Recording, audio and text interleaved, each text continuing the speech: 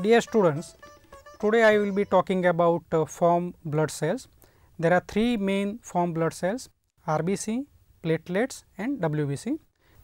These are platelets, they are 1 to 3 micron in size, there is no nucleus and they are granular. Another cell is RBC, which is larger, which is 7 micron in size. It is biconcave in 3-dimensional view. In 2-dimensional view, as it is seen in this slide, has a central pale area surrounded by pink area. The third cell is WBC. WBCs are divided into two: granular cells and agranular cells. Granular cells are three types: neutrophil, eosinophil and basophil. This cell is neutrophil, which has nucleus with lobes. Lobes are connected by thin chromatin and there are granules inside the cell. Other granular cells are eosinophil. Usually eosinophil is bilobed. It can have more than 2 lobes. As seen here, there are 3 lobes.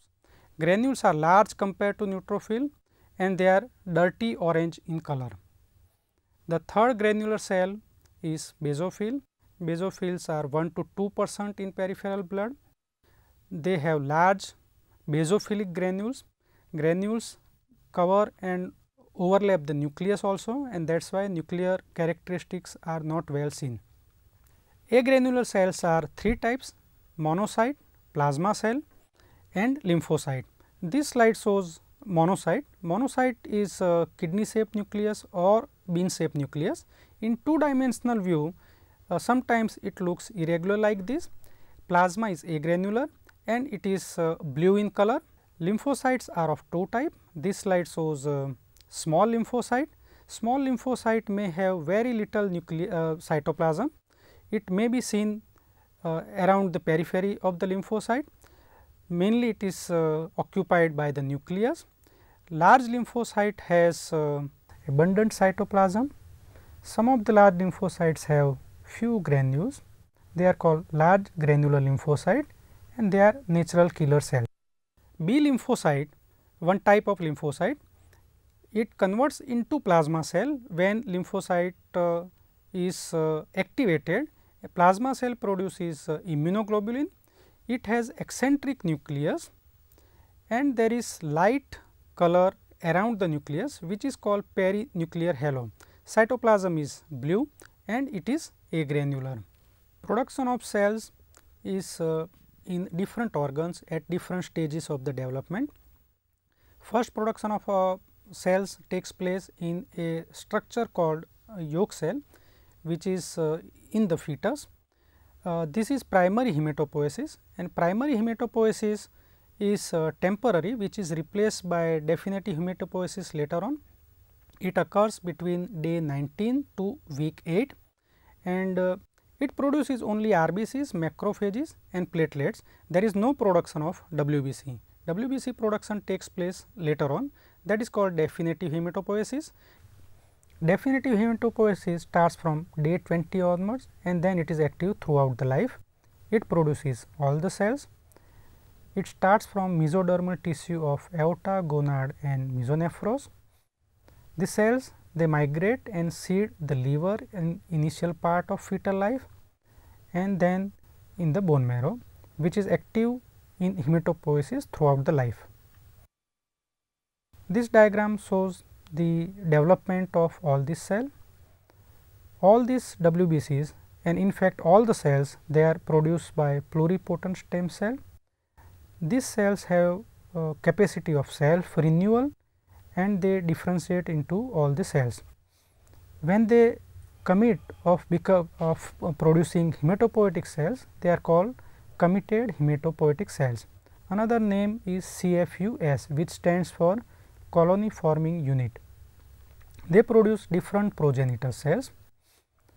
When they produce myeloid progenitor cells, these cells form either monoblast or myeloblast or dendritic progenitor cell.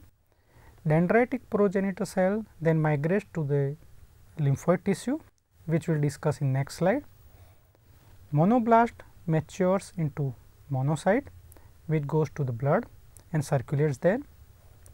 Myeloblast forms band form. There are intermediate stages also that we will discuss in next slides.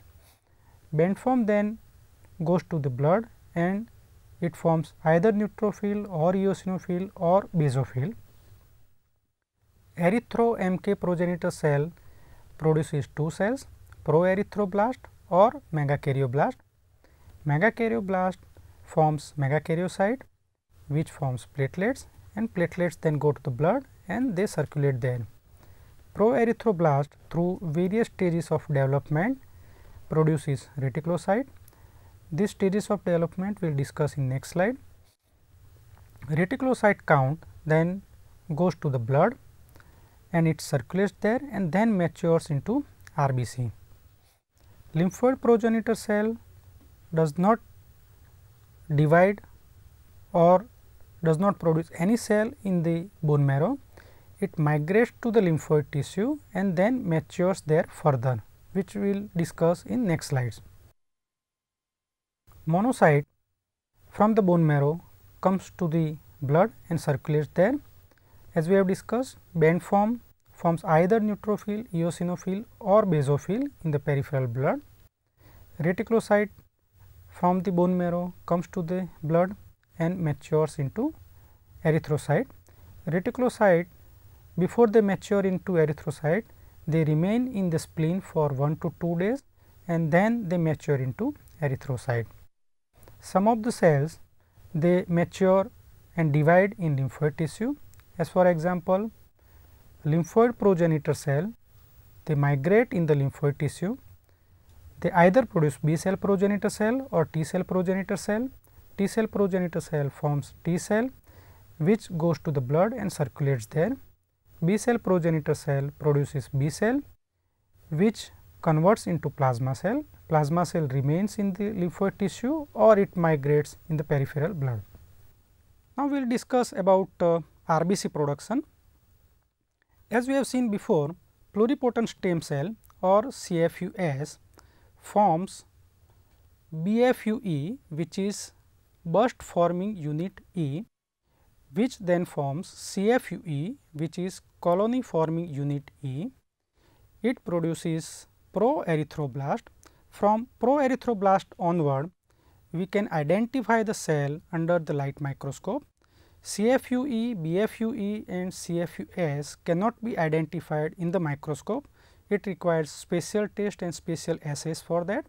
Proerythroblast has large nucleus with open chromatin, agranular blue cytoplasm.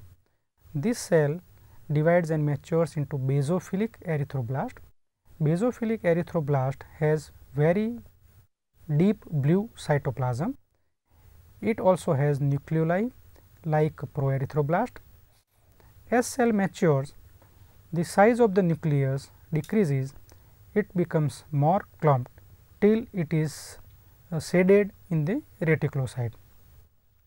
As cell matures, hemoglobin production also increases and so the color of the cytoplasm from deep blue it changes to pink. Polychromatic erythroblast has hemoglobin as well as messenger RNA which gives blue color, and because of this mixture it is the color of the cytoplasm is not deep blue or red, it is in between, that is why it is called polychromatic erythroblast. Orthochromatic erythroblast has pink cytoplasm because there is abundant hemoglobin in the cytoplasm. When nucleus is shaded from the cell, it becomes reticulocyte. Reticulocyte has remnant of messenger RNA which picks up basic stain. One of the basic dye is brilliant crescile blue. Reticulocyte then matures into RBC. RBC is biconcave and that is why there is depression seen here. RBC contains hemoglobin. Hemoglobin structure is shown in this diagram. It has 2 alpha chain, they are protein chains, there are 2 beta chains, again they are protein chains, and there is heme which is attached to these chains. Heme contains iron. There are various hemoglobins in a human. Predominant hemoglobin in an adult is called adult hemoglobin which is alpha 2 beta 2. Predominant hemoglobin in a newborn is fetal hemoglobin, which is called HbF. It is around 80%. It is gradually replaced by adult hemoglobin, because in a fetus and in a newborn there is predominant gamma chain. The production shifts to beta chain and there is decreased production of gamma chain later on. 1-year-old child acquires adult pattern, and so fetal hemoglobin is low. At the fetal hemoglobin is low, which is 80% to begin with. HbA2 is a small percentage, which is alpha to delta 2. All these chains are produced by various genes. There are two clusters. One is alpha gene cluster, which is on chromosome 16. There is beta gene cluster on chromosome 11. There are certain genes which are present, but they are functionally not active and there is no end product to it. They are called pseudogenes. As we have discussed before, RBC in 3-dimensional view is dumbbell shape, but when looked under the microscope it is 2-dimensional view, and so it is seen as round structure. There is central pallor because RBC is dumbbell shape or biconcave, and so in the center hemoglobin is less than in the periphery, and because hemoglobin is less there is central pallor surrounded by pink color, which is hemoglobin. There are various hemoglobin disorders where hemoglobin production decreases. One of them is iron deficiency. Here RBCs are smaller in size, they are called microcyte, and the central pallor increases because hemoglobin per RBC is low, and that is called hypochromic RBC. Thalassemia is another hemoglobin disorder where there is production problem in beta globin because of mutation in beta gene. If it is affecting alpha gene, it is called alpha thalassemia. If it affects beta gene, it is called beta thalassemia. In this there is decrease RBC lifespan, which is called hemolysis, and so there is decrease in hemoglobin. There are various types of abnormal RBCs which are present in thalassemia. Some of them are shown here. This RBC is spherocyte. There is no central pallor because it is a ball like structure and it is not biconcave. This is called target cell because it resembles a target of shooting range. There is hemoglobin here followed by pale area, and again there is a ring of hemoglobin. There are various RBCs which are broken down, they are called fragmented RBC, and this occurs because there is hemolysis of the RBC in thalassemia. These two cells are slightly blue compared to the normal RBC. This is because these cells are reticulocyte and they have messenger RNA, that is why they are blue, and they are called polychromatic RBCs. Another disorder of hemoglobin is sickle cell disorder, where there is mutation in beta globin, and so there is defective beta globin chain, and so the shape of the RBC changes from normal round RBC to a shape which is resembling sickle, and that is why the name is sickle cell disease. Structure of the RBC is maintained by the proteins present in the RBC membrane. There are various proteins. Two important proteins are ankyrin and spectrin, and they are responsible for biconcave shape of RBC. When there is defect in the production of one of the protein, the shape of the RBC changes. We have seen different shapes in previous slides. This slide shows elongated cell which is called elliptocyte. Energy to the RBC comes from glucose. Glucose is metabolized in the RBC by two pathways. One is anaerobic glycolysis and second is aerobic glycolysis. 90% of energy comes from anaerobic glycolysis, and 2 ATPs are produced when one molecule of glucose is processed. In condition of stress and when glucose is not available, then pentose phosphate pathway becomes active and can produce 90% of RBC energy. One of the end product of this pathway is ribose phosphate, which is utilized for nucleotide synthesis. In pentose phosphate pathway, NADPH is produced, which protects the cell against oxidative stress. The enzyme, one of the enzyme responsible for pentose phosphate pathway is G6PD. Whenever this enzyme is deficient, RB cell survival is affected, it leads to hemolysis. In anaerobic glycolysis, there is another shunt which is called Rapoport shunt, which produces 2,3-DPG, and 2,3-DPG is responsible for regulating oxygen affinity of hemoglobin, and because of that it prevents tissue hypoxia.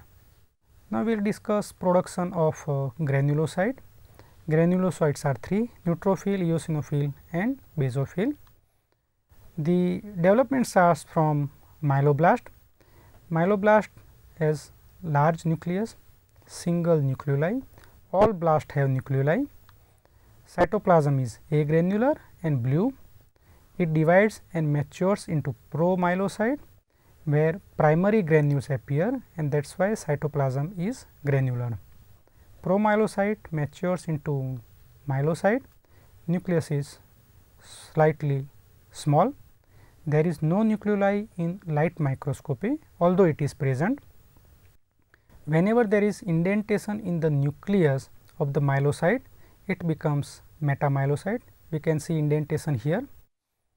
When this indentation increases, the shape of the nucleus becomes like C shape or horseshoe shape, that is called band form. Development up to this stage, up to the stage of band form, is in the bone marrow, and then bone marrow matures into neutrophil, basophil or eosinophil, and that occurs in peripheral blood. The function of the neutrophil is to fight infection, particularly bacteria. It engulfs the bacteria and then it kills the bacteria. This slide shows engulf bacilli,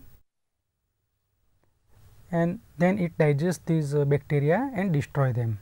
Normally, neutrophil has 2 to 5 lobes. In certain disorders, the number of lobe increases. This is abnormal neutrophil, which is large in size, has many lobes, 8 or 9 lobes. This is called macropolycyte. It is seen in folic acid deficiency, B12 deficiency, in renal failure, and it is seen sometimes in a normal person also.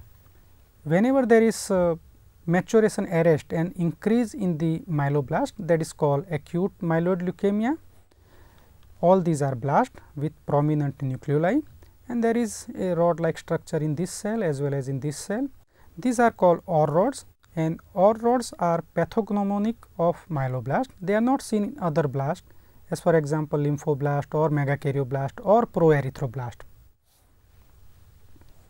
Whenever there is increase in premature cells of neutrophil precursor like promyelocyte, metamyelocyte and myelocyte, that disorder is called chronic myeloid leukemia, and it occurs because there is genetic mutation named Philadelphia chromosome.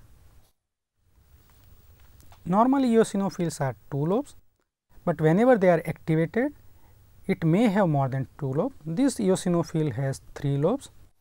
Eosinophilia is seen in any allergic condition, in worm infestation and in a rare disorder which is hypereosinophilic syndrome.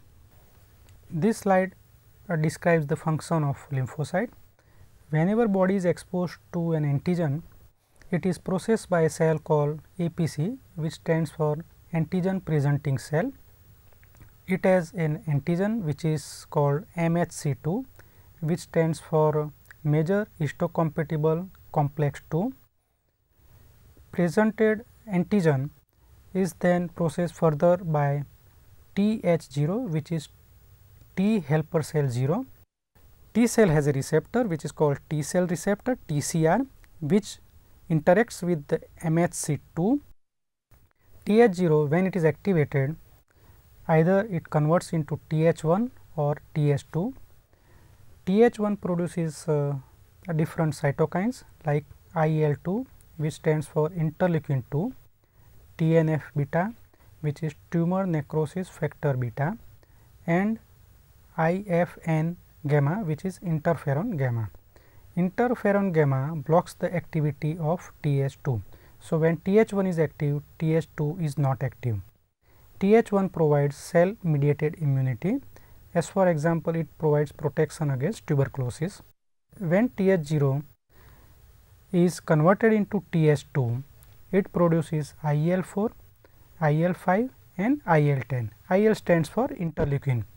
IL-4 and IL-5, they activate B cell, which is converted into plasma cell, and plasma cell produces immunoglobulins. IL-10 and IL-4, they block the action of Th1, and so when Th2 is active, Th1 is not active. Whenever lymphocyte is active in producing antibodies, it gets activated and the structure of lymphocyte changes. As you can see in this slide, the cytoplasm is blue because this cell is active, nucleus is less dense and chromatin is open. This is called activated lymphocyte, and that usually occurs in viral infection. Whenever there is increase in blast, which are precursors of lymphocyte, that is called acute lymphatic leukemia. There are three types of lymphoblast. L1 is a small blast with a thin rim of cytoplasm. L2 is a large blast with recognizable cytoplasm, and L3 has deep blue cytoplasm with vacuoles inside the cytoplasm. Whenever there is increase in mature lymphocyte, that disorder is called chronic lymphocytic leukemia. You may have premature cells, which is pro-lymphocyte, which is precursor of lymphocyte, where you can see nucleoli. Nucleoli is absent in lymphocyte. Last we discuss about platelets. Platelets are produced by megakaryocyte. Megakaryocyte is the largest cell present in the bone marrow.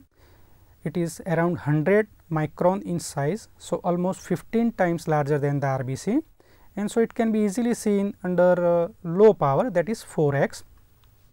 Megakaryocyte has nucleus with different lobes, and there is abundant cytoplasm which is granular. This cell is different from other cells in the sense that megakaryocyte does not divide and give rise to platelet, but a small part of the cytoplasm gets detached from the megakaryocyte, and that is platelet. We can see plenty of platelets here. So, one megakaryocyte produces millions of platelets. Platelet function to prevent bleeding. Whenever we have injury and whenever there is breakage in the vessel wall, blood loss starts. Platelets will go and stick to the site of injury and will produce a monolayer, single layer, that is called platelet adhesion. On top of this single layer, other platelets go and stick, that is the function of platelet aggregation. So, by platelet aggregation and platelet adhesion, platelets provides hemostasis. Not only that, the clot formation takes place only on activated platelets. So, platelets are required for clotting also. So, friends, in summary, there are three types of blood cells: platelet, WBC and RBC. Platelets are responsible for hemostasis. RBCs are responsible for transport of oxygen and carbon dioxide. WBCs are of two types, granulocyte and agranulocyte. Granulocytes include neutrophil, eosinophil and basophil. Neutrophils are responsible for immunity, they engulf the foreign material and destroys it. Eosinophil is responsible for fighting worm infestation. Agranulocytes are of three types: lymphocyte, plasma cell and monocyte. Monocyte engulfs the cell like neutrophil and destroys the foreign body. Lymphocytes are responsible for production of cellular immunity as well as humoral immunity. Humoral immunity is provided by B cell, which converts into plasma cell and produces immunoglobulin, while T cells can directly provide immunity, that is called cellular immunity. Thank you very much.